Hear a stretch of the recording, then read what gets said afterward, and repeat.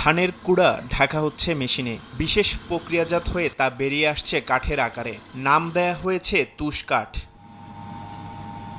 জেলার ১২টি কারখানায় তৈরি করা হচ্ছে বিশেষ এই জ্বালানি। ক্রেতারা বলছেন, কেনার ক্ষেত্রে অন্যান্য জ্বালানির তুলনায় অনেক সাশ্রয়ী তুষ কাঠ। এ কারণে বাসাবাড়ির পাশাপাশি ইটভাটা, খাবার হোটেল ও বিভিন্ন অনুষ্ঠানে এ কাঠের ব্যবহার বাড়ছে।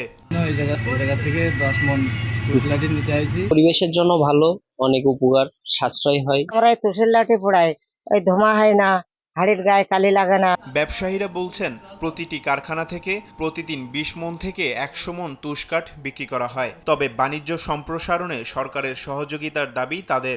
পাই কাজ করি, তাতে আমার সংসার চলে। এই কাঠ দিয়ে ভাড়া চলতেছে, টাউনে যত হোটেল আছে সব চলে। কারেন্ট বিল কমায়, আমাদের যদি একটু সুযোগ সুবিধা দেয়, তাহলে আমরা যে মিলগুলো আছি মোটামুটি আরো ভালোভাবে চালাতে পারবো, আরো কিছু লোকজন খাটতে পারবে। পরিবেশ বিভাগ বলছে, পরীক্ষা করে তুষ কাঠকে পরিবেশ বান্ধবের আওতায় আনার বিষয়ে অধিদপ্তরকে জানানো হবে। এটা তুলনামূলক পরিবেশ বান্ধব হবে এবং এখানে ধোঁয়াও যেহেতু কম হয়, সেহেতু আমার মনে হয় যে এটা খুব বেশি পরিবেশের উপর ইফেক্ট করবে না।